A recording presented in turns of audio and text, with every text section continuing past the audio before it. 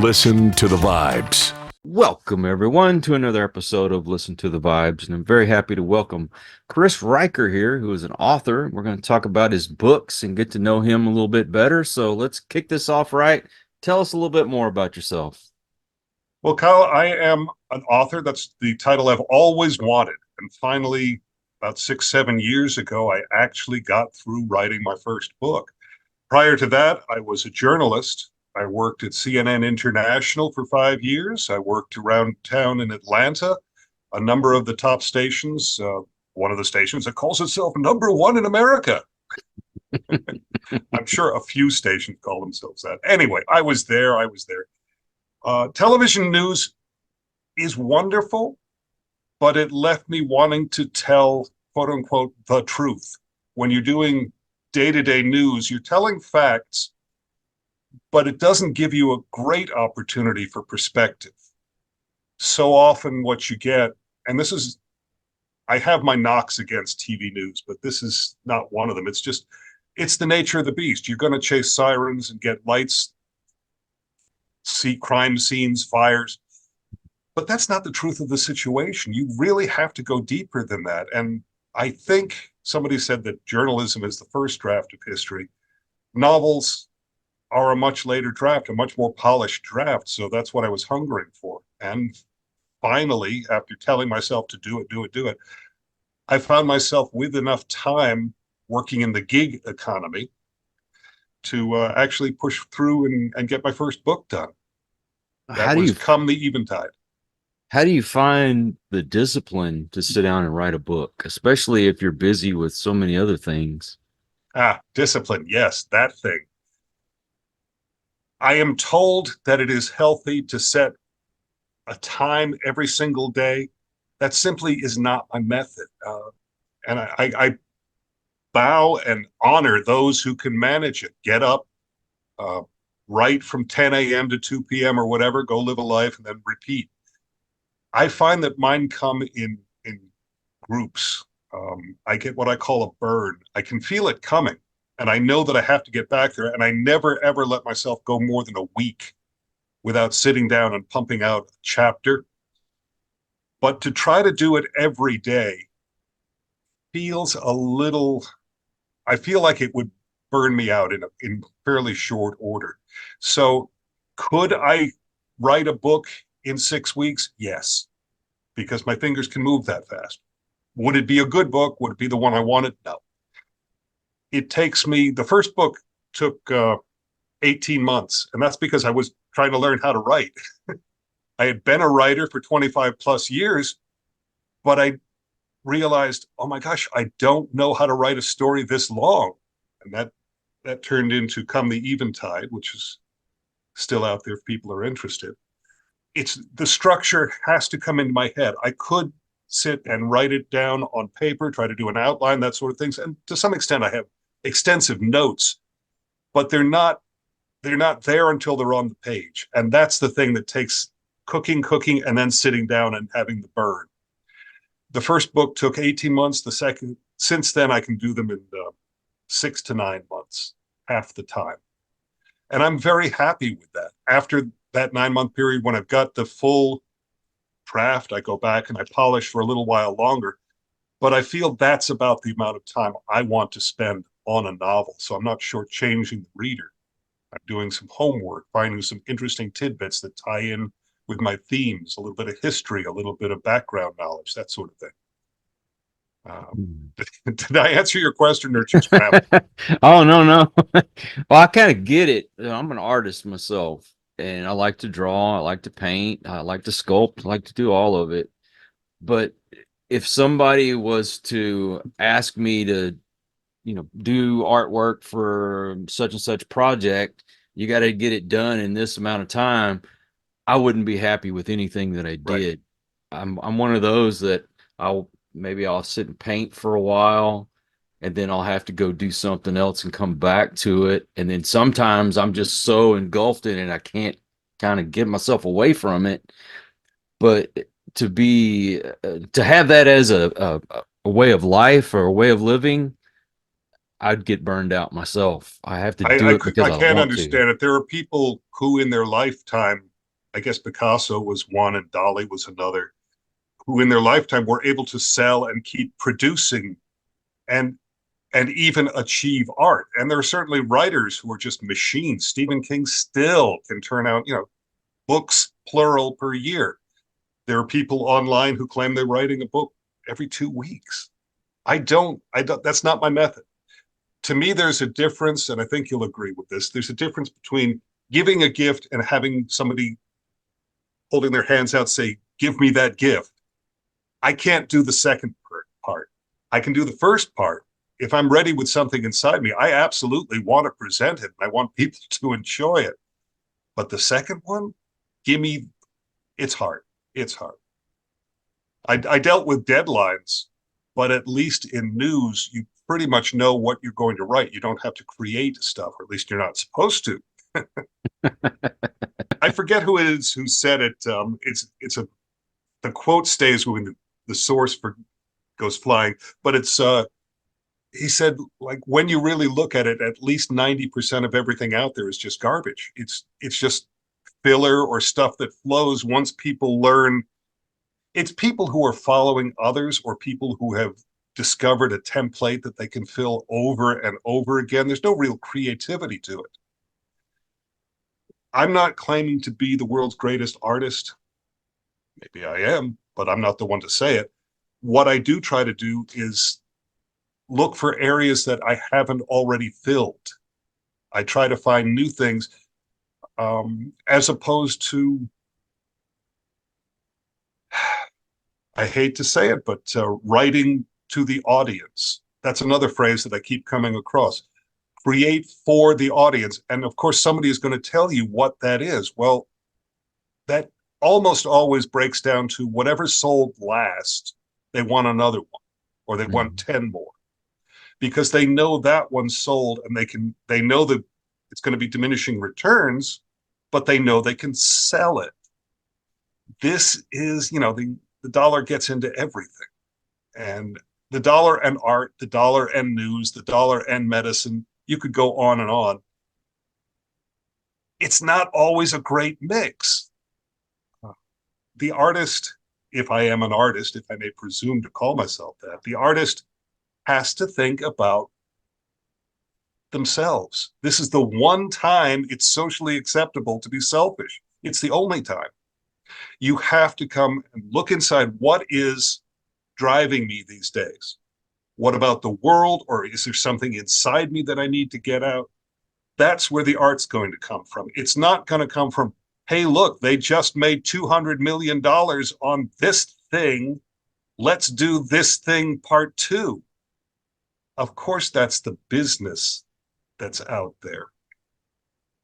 But I don't think the artist can truly obey that command. They can just fake it. And people do. They make a buck. I'm not saying they're wrong. It's just I couldn't. Well, you see that in a lot of movies when they come out with such and such part two. It's usually not anything as good as the first one. Right. An exception being Star Wars, of course. I mean, Or The Godfather Part Two. Yeah, sure. Hey, but yeah. But for each of those, you get a Jaws the Revenge. One or many movies too far.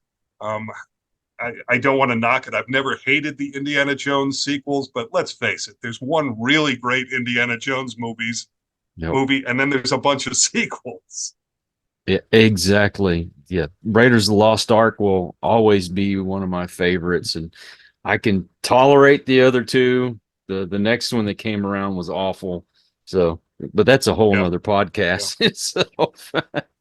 I know one thing that you have to do is you have to balance your life out when you're doing anything. And part of that is spending time with your family. And Absolutely. You have a child that's autistic? I do. My son is autistic. He's high functioning. He's in school.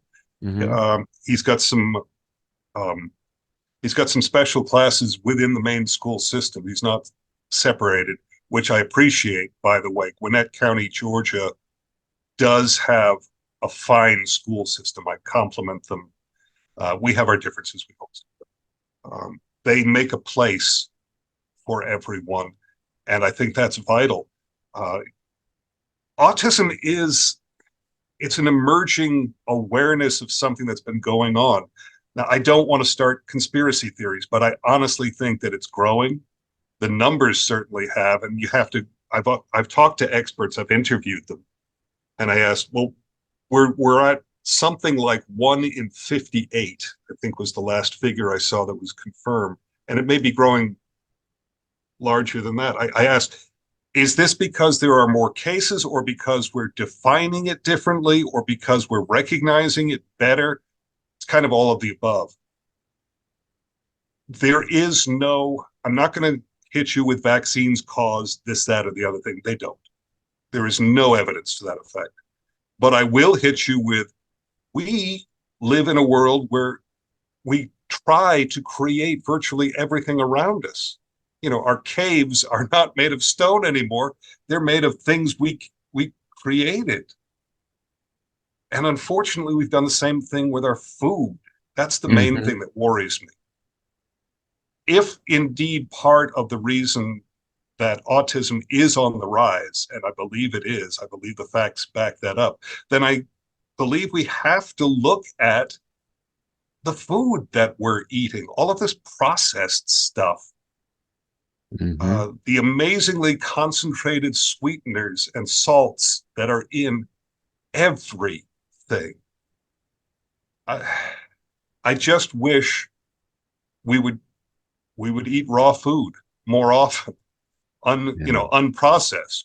Obviously, cook your meat, but eat raw vegetables, eat raw fruit for sweets instead of candies, or just insist that you buy not necessarily organic, because that may or may not be true, but just try to get as close to as you can to just plain ingredients, and leave the salt and sugar and fat out of it as much as you can. Yep. I leave it to experts to give you all the jargon and the studies and the rest of it. I just feel this is a simple, logical thing to do. And seeing my son, I believe that he is the product of our society. I believe that it didn't come out of nowhere. Yeah. I believe that he is the product of the chemicals that make up everything we do. That's my opinion. I am not asking anyone to share my opinions on anything. And I do not like conspiracy theories, so I'm not going to say this, this is true. No, I think it deserves study. I absolutely think it deserves study.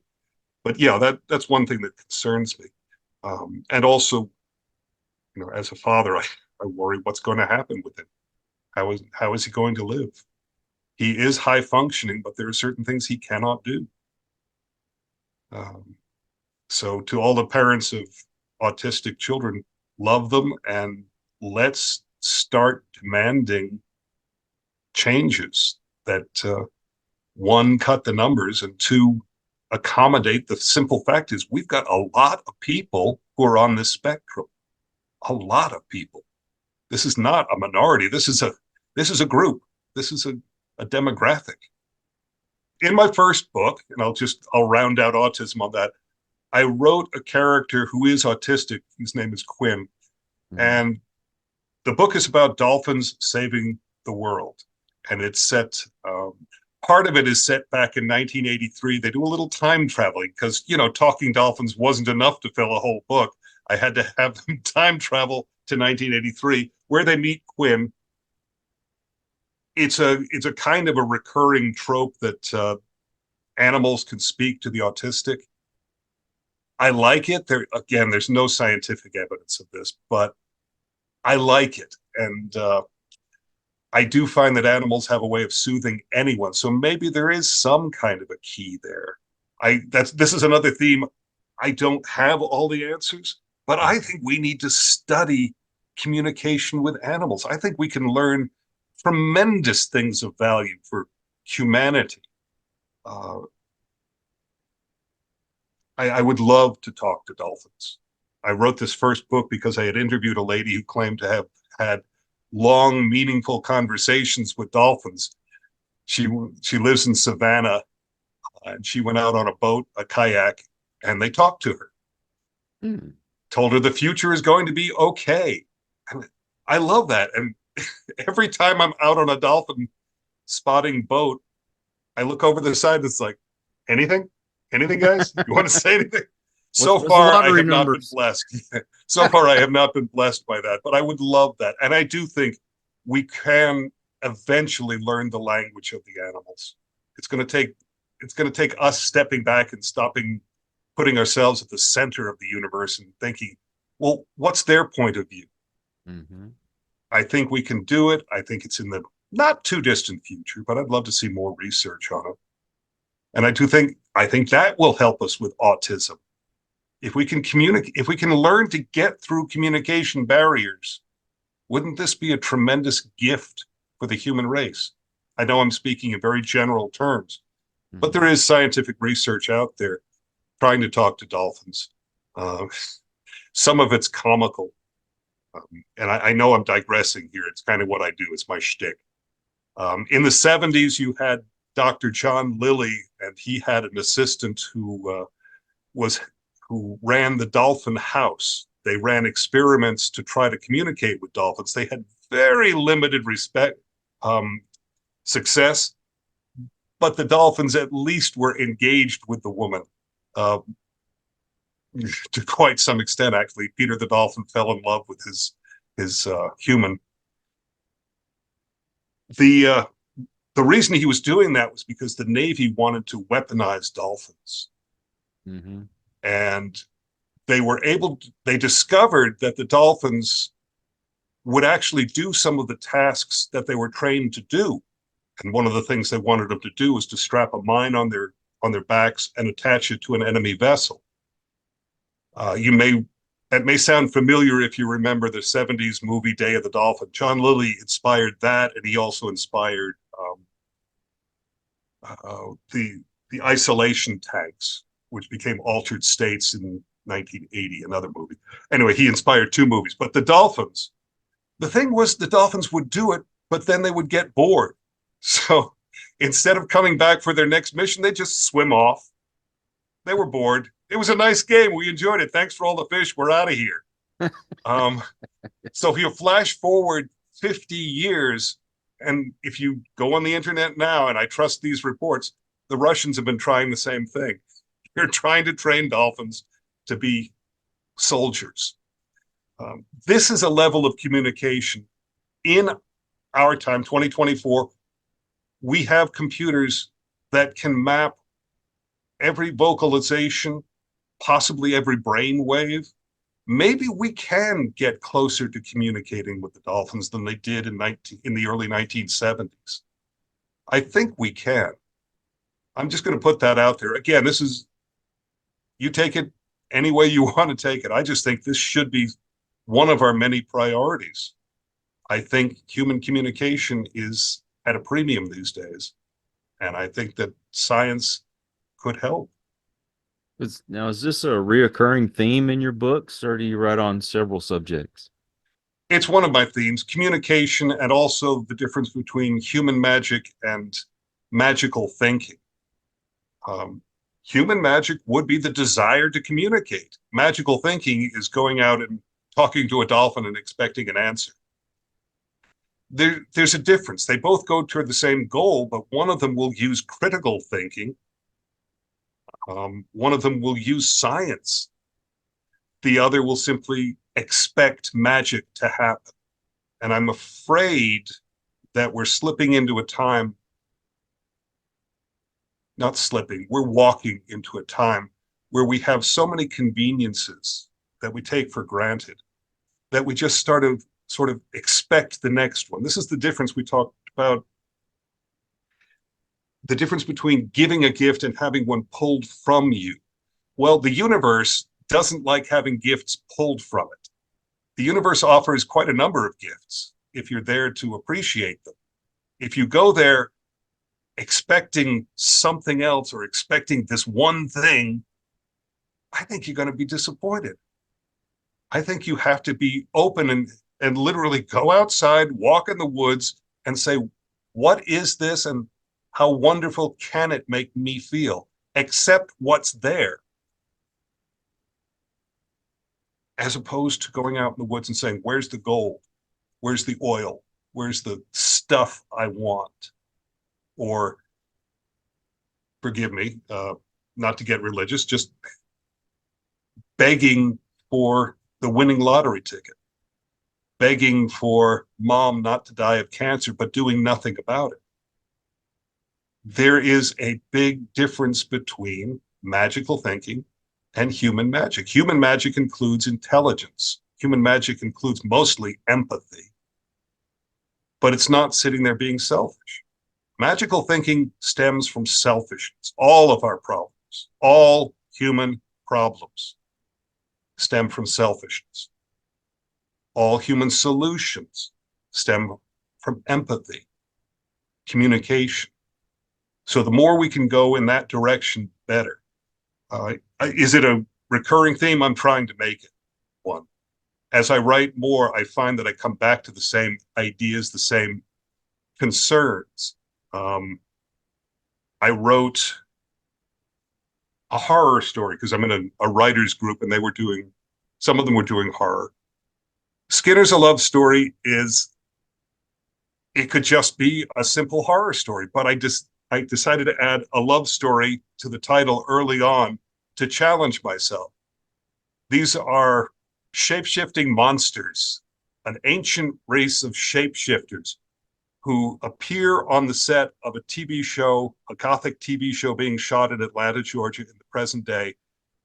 And one of them has decided to basically rule the world.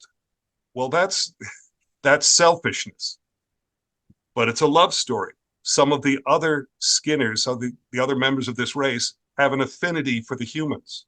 In fact, fall in love once in a while. And that's empathy. So those are the true real forces working here. There's kind of a civil war going on among the shapeshifters. I do think empathy is the crisis of our time. Material success blunts empathy. We think of things more than we think of people. And we come to expect that there'll always be a new distraction, a new piece of wealth that's worth having, a new something. And we forget that none of that is us and none of that is other people. I worry that we're living in a very materialistic society and it cannot last.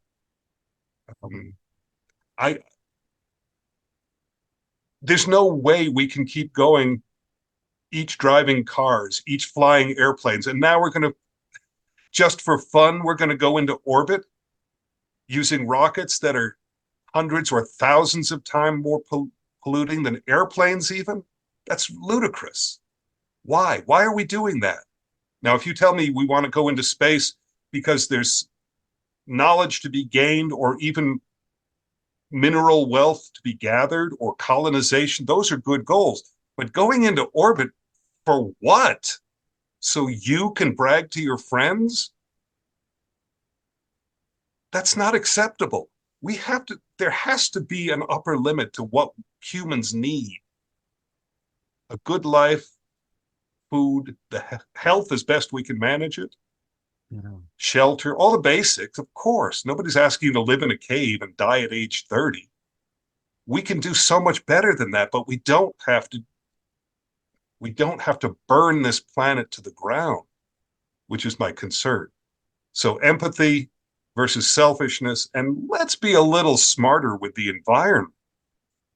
I know it's preaching. I'm trying. I do preach, but I try to give you a good story along the way. Okay. Yeah. Well, if you're like me, I go to the store and I hate the self-checkout lines. I don't mind spending an extra 10 minutes waiting to go to the cashier and just have a conversation with someone. It's part of my socialization.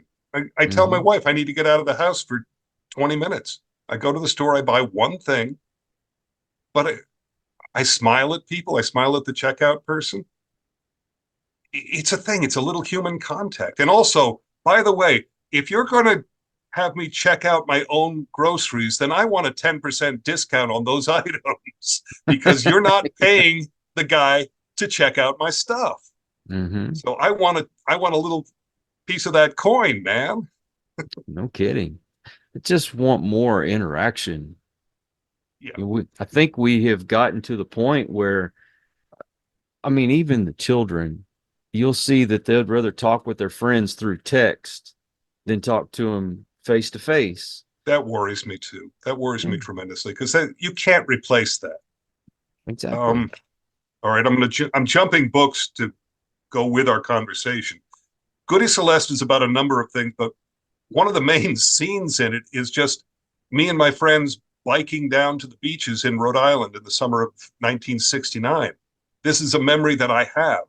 This is a memory that cannot be taken away. Several times we would hop on our bikes and go, and it was 20 miles each direction. So we could swim in the ocean and then come back. We were young and we could do things, man. We had legs of steel. But the point is, we got out of the house. And yeah, Yeah. I grew up with TV. The Idiot Box was on a lot, but it's nothing like what the internet does to people. The internet is rewiring our minds. Um, I set this in 1969 because I love the year. The character is a little older than I was, not much, but a little. 69 is the Vietnam War. It's the moon landing. It's I I stumbled across it halfway through writing the book. It's like, oh yeah, I set this in Rhode Island, my home state. In 69, we had the Newport Folk Festival with Joni Mitchell. So Joni Mitchell shows up in the book. I've written her telling her I hope that's all right. She hasn't said no. So anyway, but we were talking about experiences versus not. You have to have that human interaction. We talked about checkout lines. I don't understand, do you, restaurants where they're replacing the waiters with a tableside computer terminal. You Mhm. check out everything and it just shows up. And some of them are now have robot delivery things, and this is all cute and well. Why would I do that?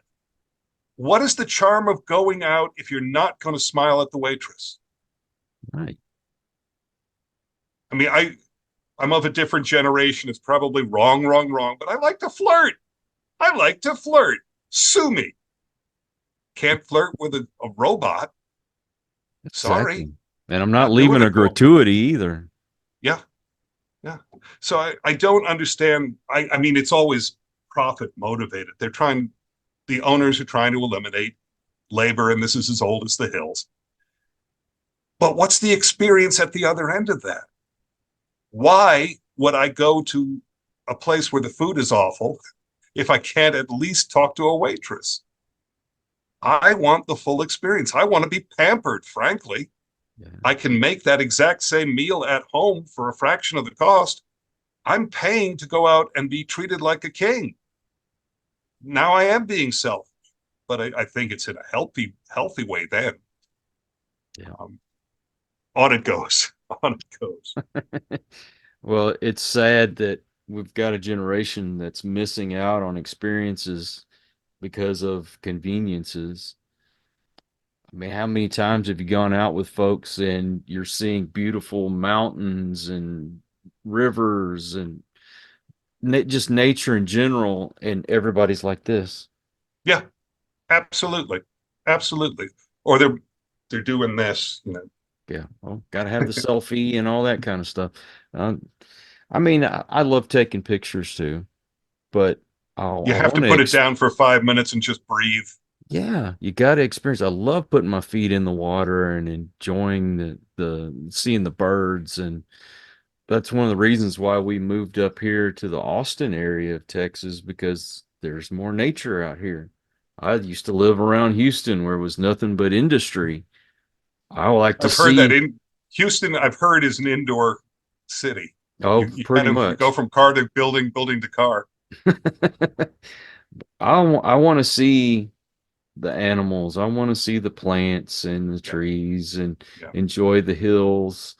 Not, and I like to see my feet when I get in the water too, not like you do. where I'm from. Yeah. They've been also interacting with people. But, how many books is it that you have? I have 4 available now, and number 5 comes out sometime in the next few months. I haven't decided on when I'm going to try to release it, but I would think it'll be for the beach season, like maybe in May. And let's talk about that for a second. You mentioned that you had met William Shatner. This Hmm. book takes its first cue from William Shatner. Now, I don't know if you're a Shatner nut. I've read a lot of his biographies. He keeps writing them. He writes multiple biographies, and they're fascinating, fascinating. But anyway, when he was earlier in his career before Star Trek, in 1963, he starred in Alexander the Great, which was an unsold television pilot. Well, who cares? Except I do. You can actually watch that on YouTube, and it's not bad. But my brain is thinking, okay, what elements do we have here? We have an actor whose ego is going to be huge, and he is trying to portray one of the hugest egos in the world, Alexander the Great. Alexander the Great was an enormous conqueror. He couldn't have had an awful lot of empathy. So now I'm starting to fit into the themes I like, empathy versus selfishness. And Alexander the Great has got to be the greatest ego of all time. I mean, I don't know how many thousands and thousands and thousands of people he killed.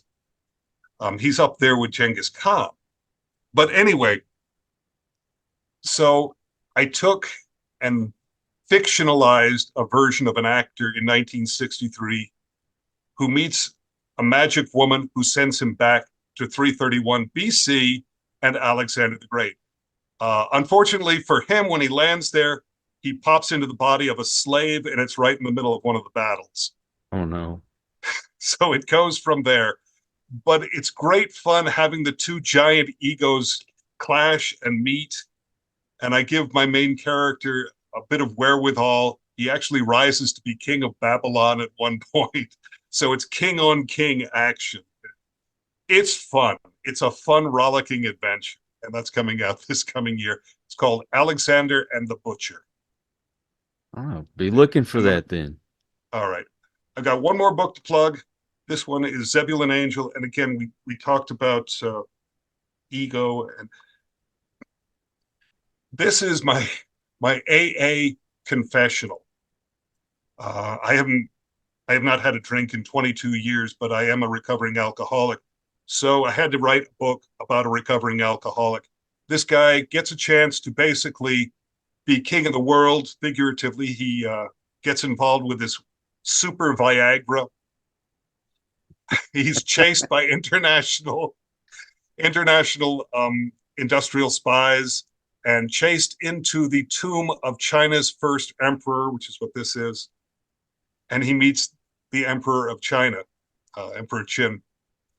And again, it's a weird adventure, but it does come back down to ego and selfishness versus empathy. And his character arc is to try to relearn empathy because he just doesn't have it. It's fun. It starts in Atlanta, winds up in China. It works as a good travelogue and nothing else. Again, these are my main themes: empathy versus selfishness. As I write more and more, I'm sure that's the question of all times. Do we give in to our I want until inevitably we roll over and die and have accomplished nothing? Or do we look around, help each other, help the planet, do all those crazy things we used to talk about in the 60s? I say we got to go back to the latter. I think we've been in a very materialistic route for way too long. And I'm going to round out there because I know we don't want this to go on forever. Do you have any other questions? Well, do you have website? Yes, I do. ChrisRikerAuthor.com. And it's CHRIS author. Sorry, ChrisRikerAuthor.com. ChrisRikerAuthor.com.